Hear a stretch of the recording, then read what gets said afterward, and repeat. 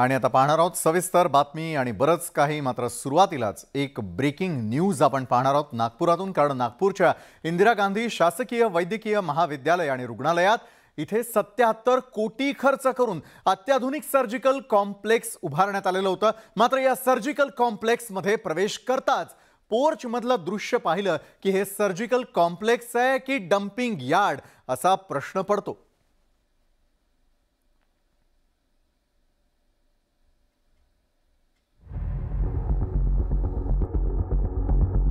हे आहे नागपूरचं इंदिरा गांधी शासकीय वैद्यकीय महाविद्यालय आणि रुग्णालय। रुग्णालयाच्या सर्जिकल कॉम्प्लेक्सच्या पोर्चमध्ये पडून असलेल्या या शवपेट्या, ऑक्सिजन सिलेंडर व्हेइकल आणि खुर्च्या, गेल्या 2 वर्षांपासून हे साहित्य इथं धूळखात पडलंय। मात्र रुग्णालय प्रशासनाचं याकडे बिलकुल लक्ष नाही। या रुग्णालयात नेहमीच रुग्णसेवेच्या नावानं बोंबाबोंब पाहायला मिळालेली आहे। आमदारांच्या अंदाज समितीनं 10 वर्षांपूर्वी यावरून प्रशासनाला चांगलीच चपराक लगावली होती, पण त्यानंतर सुद्धा रुग्णालय प्रशासनानं यातून काही धडा घेतलेला नाही। या रुग्णालयामधलं हे दृश्य पाहिलं तर हे सर्जिकल कॉम्प्लेक्स आहे की डंपिंग यार्ड असा प्रश्न सर्वसामान्यांना पडतो। सर्जिकल कॉम्प्लेक्सच्या पोर्चमध्ये पडून असणाऱ्या या खुर्च्या, शवागार पेट्या व ऑक्सिजन सिलेंडर व्हेइकल हे कोविड काळातील आहे। कोविड काळात त्या कॉम्प्लेक्सला कोविड केअर सेंटरमध्ये रूपांतर करण्यात आलं होतं। तेव्हापासून हे साहित्य इथेच पडून आहे।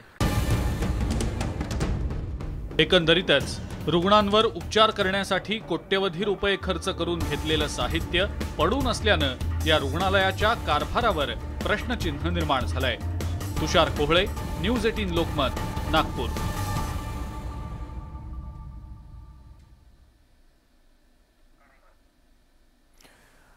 बायको गेली माहेरी काम करी पितांबरी ही जाहिरात सर्वांच्याच आठवणीत आहेच।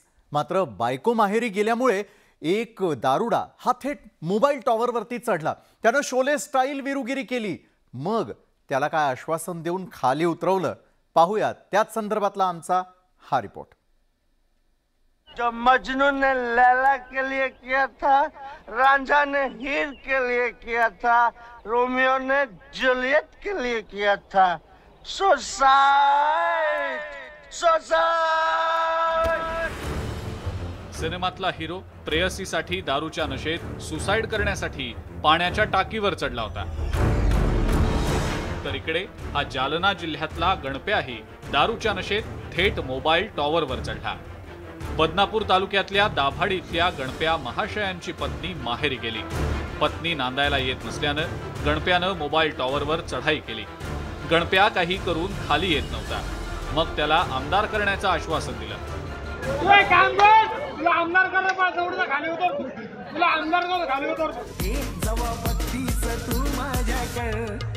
मला आमदार झाल्यासारखं वाटतंय, तुला आमदार करायला पाहिजे, एवढं खाली उतर, तुला आमदार झालं खाली उतर, आमदार झाला पाहिजे,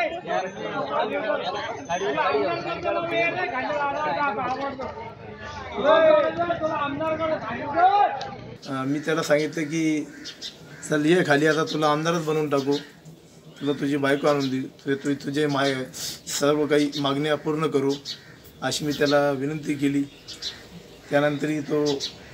त्यानंतर ते थोड्या वेळानं मग रात्री संध्याकाळी 8 वाजता तो टावरच्या खाली आला स्वतःहून। अखेर आमदारकीची मात्रा चालली। गणप्या खाली उतरायला तयार झाला, मात्र त्याला खाली काही उतरता येत नव्हतं। त्यामुळे अग्निशमन दलानं गणप्या महाशयांना खाली उतरवलं। राज्यातल्या अनेक आमदारांना मंत्री व्हायचंय, मात्र मंत्रिमंडळाचा विस्तारच होत नसल्यानं आमदारांमध्ये अस्वस्थता आहे। आणि दुसरीकडे हा गणप्या बायको माहेरी गेल्यानं अस्वस्थ झाला, पण आमदार करणार म्हटल्यावर त्याचा जीव भांड्यात पडला। आता राज्यातले आमदार मंत्री कधी होणार आणि हा गणप्या आमदार कधी होणार याकडे सगळ्यांचंच लक्ष लागलंय। तुला आमदार करायला पाहिजे, एवढं खाली उतर, तुला आमदार झालं खाली उतर। विजय कमळे पाटील, न्यूज 18 लोकमत, जालना। आणि तोही प्रामाणिक। हे ऐकून तुम्हाला आश्चर्य वाटेल, पण हे खरंय। बुलढाण्यामधील त्या चोरट्यानं वाईन शॉप फोडलेलं होतं, मात्र त्यानं असं काही कृत्य केलं की सध्या तोच चर्चेचा विषय झालाय। वाईन शॉपचं शटर वाकवून आतमध्ये आलेल्या या चोरानं फक्त एकच बियरची बाटली चोरली। मद्य सध्या महाग झालंय, त्यामुळे थोडी थोडी चोरी किया करो असं बहुतेक या चोराचं तत्व असावं। आता तुम्हीच पहा, अख्खं वाईन शॉप त्याच्या ताब्यात होतं, मात्र त्यानं मोह दाखवला नाही। बियरच्या जास्त बाटल्या तो घेऊ शकला असता, पण असं त्या चोरानं केलं नाही। चोरानं दुकानात काही रोकड मिळते का हे तपासून पाहिलं। दुकानात सगळीकडे फिरून त्यानं पैसे मिळतात का याचाही शोध घेतला, मात्र हा सर्व शोध एका बियरच्या बॉटलवर थांबला। चोर असला तरी त्याची काही तत्व आहेत, अगदी हिरो प्रमाणे। हा चोर असला तरी त्याची गरज कमी आहे, हे या सीसीटीव्ही फुटेजवरून स्पष्ट होतं। आणि त्यामुळेच बियरची एक बाटली घेऊन हा चोर आल्या पावली परत गेला। राहुल खंदारे, न्यूज 18 लोकमत, बुलढाणा। साताऱ्यामधील कांदाटी खोऱ्यात असलेल्या दाभेमोहन आणि चतुरबेट सारख्या गावांना पावसानं विलग केलेलं आहे। गावांमध्ये आधीच रस्त्यांची वानवा असताना नदी नाल्यांना आलेल्या पुरानं या गावांची इतकी वाईट स्थिती बनलेली आहे की मरणानंतर त्यांची सुटका होत नाहीये। एका 15 वर्षीय मुलाच्या मृत्यूनं या परिसरातील वास्तव्य जगजाहीर झालेलं आहे। नेमकं काय घडलंय जाणून घेऊयात आमच्या या रिपोर्टमधून। हे दृश्य महाराष्ट्राच्या विकासाचा मुखवटा उतरवणारी आहेत।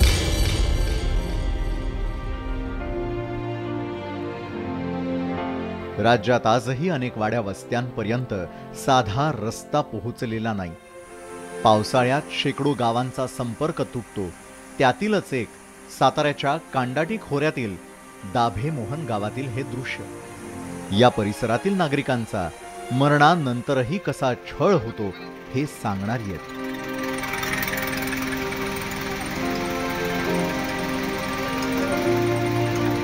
महाबळेश्वर तालुक्यातील दाभेमोहन गावातील एका व्यक्तीला चक्क झोळी बनवून स्मशानभूमीपर्यंत नेण्यात आलं।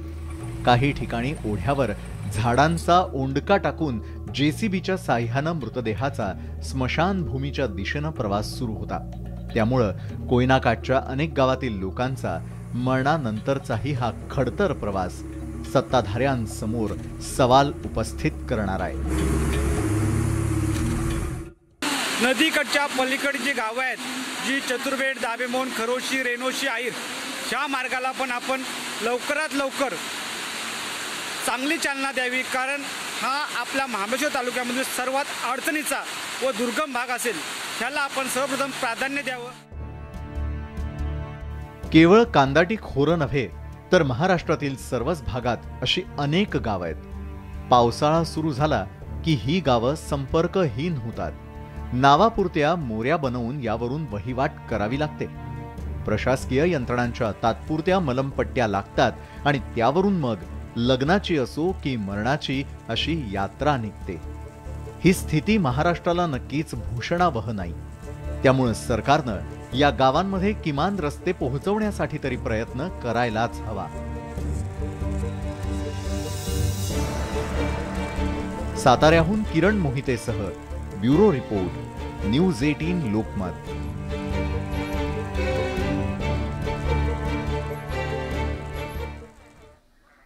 तर राज्यामधल्या अनेक वाड्या वस्त्यांपर्यंत अजूनही विकास कसा पोहोचला नाहीये ही एकच बातमी नाहीये, पुढची बातमी देखील तशीच आहे।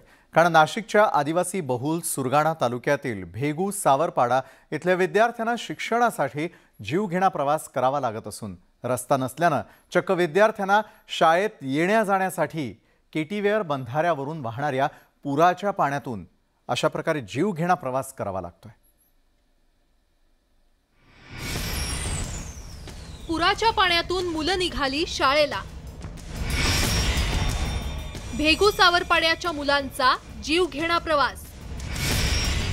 शाळेत जाताना विद्यार्थ्यांचा जीव टांगणीला। नाशिकच्या सुरगाणा तालुक्यातल्या भेगू सावरपाड्यातील हे विद्यार्थी पहा, नदीला पूर आलाय आणि याच पुराच्या पाण्यातून शाळकरी मुलं निघाली आहेत।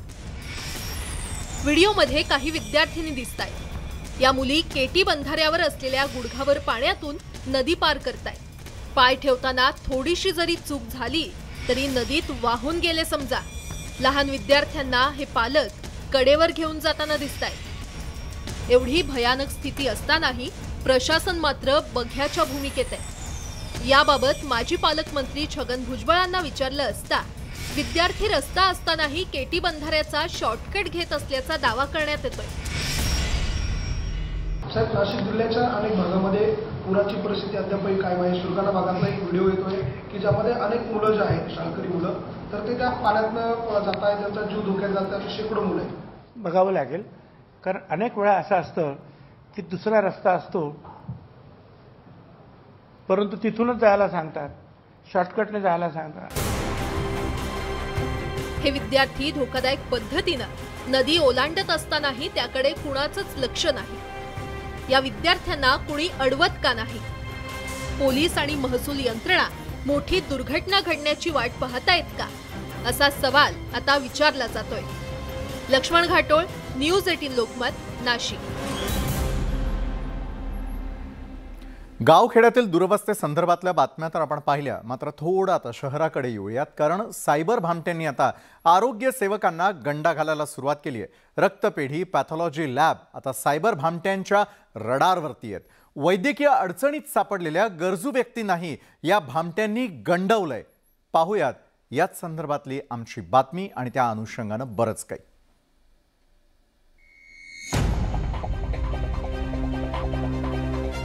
ठाण्यातल्या खोपटमध्ये असलेली ही blood line blood bank plasma, platelet आणि विविध प्रकारचे रक्तपुरवठा करणारी एक महत्त्वाची रक्तपेढी। कॅन्सर, थॅलेसिमिया रुग्णांना या रक्तपेढीचा महत्त्वाचा आधार आहे, कारण गरजूंना मोफत रक्त या रक्तपेढीने देऊ केलंय। मात्र या रक्तपेढीला भामट्यांची नजर लागली आहे।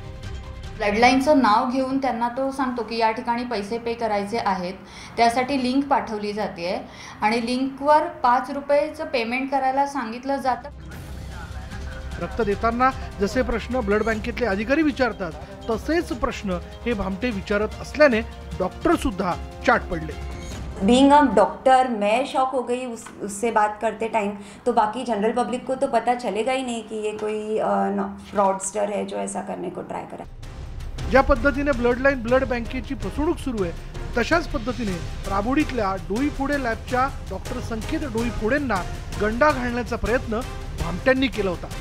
मात्र त्यांनी वेळीच प्रसंगावधान दाखवल्याने त्यांची फसवणूक टळली आहे। इंडियन आर्मीचा माणूस जेव्हा पेटीएम वरनं पेमेंट करणार आहे असं म्हणतोय, तर हे दुसरा इन्सिडेंट होता की ज्याच्यामध्ये मला वाटतं की काहीतरी गडबड आहे। त्याचं इंग्लिश हे महाभयंकर होतं, म्हणजे तो सरला SAR लिहून पाठवत होता।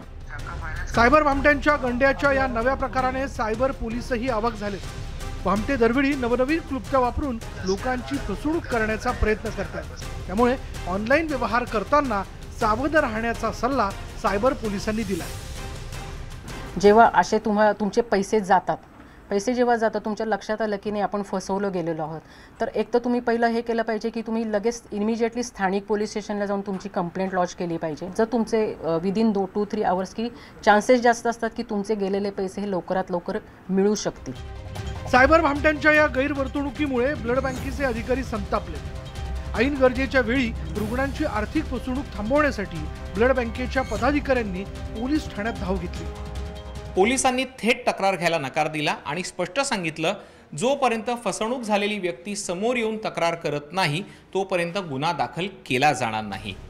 न्यूज 18 लोकमतने दाखवलेल्या बातमीनंतर नौपाडा पोलिसांनी उशिरा का होईना गुन्हा दाखल केल्याची माहिती रक्तपेढीच्या पदाधिकाऱ्यांनी दिली। सायबर भामट्यांच्या फसवणुकीमुळे आधीच वैतागलेल्या ब्लड बँकेच्या पदाधिकाऱ्यांना नौपाडा पोलिसांनी सुद्धा मनस्ताप दिला हे नाकारता येत नाही। व्हिडिओ जर्नलिस्ट गणेश काळेसह तुषार शेटे, न्यूज 18 लोकमत, ठाणे।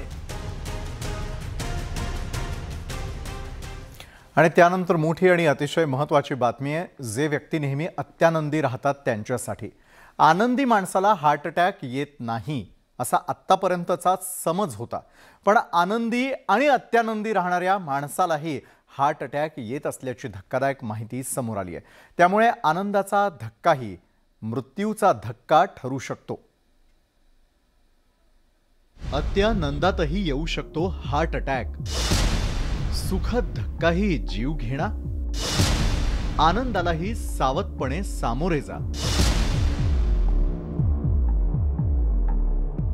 मानसिक आघात झाला किंवा दुःखद घटनेच्या धक्क्यानं हार्ट अटॅक येऊन मृत्यूच्या अनेक घटना तुम्ही ऐकल्या असतील. पण कधी आनंदाचा धक्काही मृत्यूचं कारण ठरू शकतो. जपानच्या हिरोशिमा सिटी हॉस्पिटलच्या एका पाहणीत ही बाब समोर आली आहे. अत्यानंद झाल्यावरही काही लोकांचा मृत्यू झाल्याची प्रकरणं समोर आली आहेत. याला हॅपी हार्ट सिंड्रोमही म्हणतात. अचानक झालेल्या आनंदात हृदयावरती मोठा ताण येतो. महिलांना हॅपी हार्ट सिंड्रोमचा धोका असतो. 50शीवरील व्यक्तींना याचा धोका असतो. प्रसंगी आनंदी माणसाचं हृदयही बंद पडू शकतं. याचं कारणही तज्ज्ञ सांगतात. बदलाला सामोरं जाण्याची आपल्या मनाची, आपल्या मेंदूची विशिष्ट पद्धत असते. त्याला फ्लाईट आणि फाईट असं रिस्पॉन्स म्हणतात.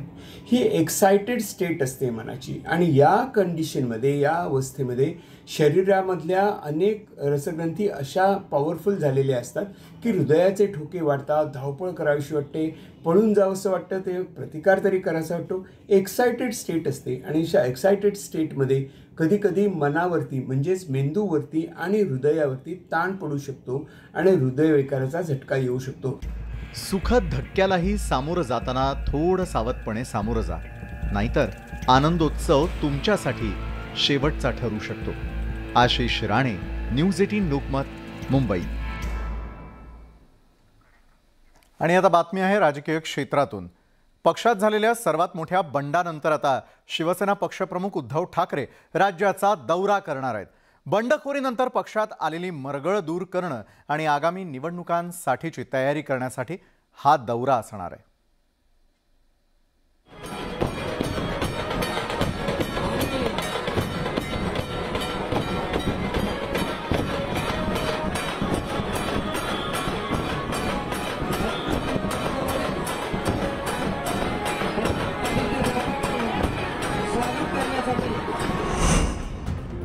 शिवसेना आता रस्त्यावर उतरलेली आहे. आदित्य ठाकरेंच्या 3 दिवसीय शिवसंवाद यात्रेला भिवंडीतून सुरुवात झाली आहे. त्यांच्या यात्रेचा शिर्डीमध्ये समारोप होणार आहे. तर पुढील महिन्यापासून उद्धव ठाकरे राज्याचा दौरा करणार आहेत. उद्धव ठाकरे आणि आदित्य ठाकरे सर्व राज्य पिंजून काढणार आहेत. सत्ता गेल्यानंतर शिवसेना आता पुन्हा आधीप्रमाणेच द्वेषानं लढायला लागलेली आहे. रस्त्यावरील पक्ष अशी शिवसेनेची आधीपासूनची ओळख. सत्ता कुणाचीही असली तरी रस्त्यावर सत्ता शिवसेनेची असते. रस्त्यावरील हा पक्ष सत्तेतही पोहोचला. मात्र सत्ता गेल्यानंतर पुन्हा त्याच रस्त्यावर शिवसेना आलेली आहे. आता आगामी निवडणुकांमध्ये बंडखोरांना दणका देण्यासाठी शिवसेना पूर्ण ताकदीनं रस्त्यावर उतरली आहे. आदित्य ठाकरे आजपासून दौरा करतायत. उद्धव ठाकरेंचा दौरा कधीपासून सुरू होणार आहे नेमकं काय? साधारण ऑगस्ट पासून पक्षप्रमुख उद्धवजी ठाकरे महाराष्ट्राच्या दौऱ्यावर जातील. वेगवेगळ्या जिल्ह्यांनिहाय ते दौरे करतील. शिवसंवाद यात्रेमध्ये आदित्य ठाकरेंनी आक्रमक भूमिका घेतली. शिवसेनेच्या धनुष्यबाण चिन्हावर निवडून आलेल्या आणि नंतर शिंदे गटात गेलेल्या आमदारांना आदित्य ठाकरेंनी थेट आव्हान दिलं. हिंदुराय सम्राट बाळासाहेब ठाकरेंच्या पुत्राच्या पाठीत खंजीर खुपसलं हे दुःख आहे. पण आमच्या मनात राग नाहीये, कारण आम्ही शिवसैनिक आहोत. तुम्हाला एकच सांगतो, तिथे राहायचं ना, आनंदात राहा. जे काही सोडवायचं तुमचं सोडवून या. पण तिथे राहायचं असेल, थोडी जर तुमच्यात लाज उरली असेल, हिंमत उरली असेल, तर आमदारकीचा राजीनामा द्या. निवडणुकीला सामोरे या. जे काही जनता ठरवेल ते आम्हाला मान्य असेल. बरोबर. सरकार पडल्यानंतर उद्धव ठाकरेंचा हा पहिलाच दौरा असणार आहे. पक्षातली गळती आणि पडझड रोखून पक्षाची नव्यानं बांधणी करण्याचं आव्हान उद्धव ठाकरेंसमोर निर्माण झालंय. दौऱ्यामुळे शिवसैनिक कोणासोबत आहेत हे सर्वांच्या लक्षात येईलच. तसंच आगामी पालिका, नगरपंचायती, जिल्हा परिषद, पंचायत समिती निवडणुका ताकद. आणि या क्षणाला थेटपणे आपण जाणार आहोत राष्ट्रपती भवनामध्ये, ज्या ठिकाणी देशाचे पंतप्रधान नरेंद्र मोदी हे स्वतः दाखल झालेले आहेत राष्ट्रपती भवनामध्ये। यापूर्वीच सर्वांचं लक्ष लागून होतं ते राष्ट्रपती आणि उपराष्ट्रपती पदाच्या निवडणुकीकडे आणि अखेर द्रौपदी मुर्मू यांच्या भेटीसाठी त्यांचं अभिनंदन करण्यासाठी थेटपणे पंतप्रधान नरेंद्र मोदी हे राष्ट्रपती भवनात दाखल झाल्याची आपण दृश्य यावेळेला पाहतोय। सगळ्यांचं लक्ष लागलेलं होतं ते दिल्लीकडे, कारण आता राष्ट्रपती पदाच्या निवडणुकीसाठी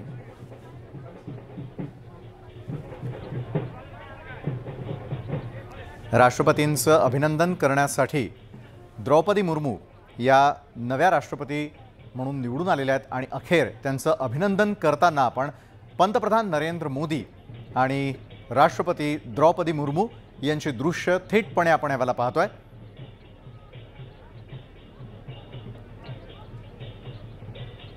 एनडीएच्या राष्ट्रपती पदाच्या उमेदवार म्हणून द्रौपदी मुर्मू यांचं नाव आधीपासूनच चर्चेत होतं आणि राष्ट्रपती पदावरती त्या विराजमान होण्यासाठी या निवडणुकीमध्ये यश मिळावं यासाठी पूर्णपणे जी रणनीती आखण्यात आलेली होती त्याला यश आलेलं दिसून येत आहे आणि त्याचप्रमाणे यावेळेला राष्ट्रपती पदावरती विराजमान झालेले आहेत द्रौपदी मुर्मू आणि मोदी हे मुर्मूंच्या थेट घरी दाखल झाल्याचे आपण दृश्य यावेळेला पाहतोय।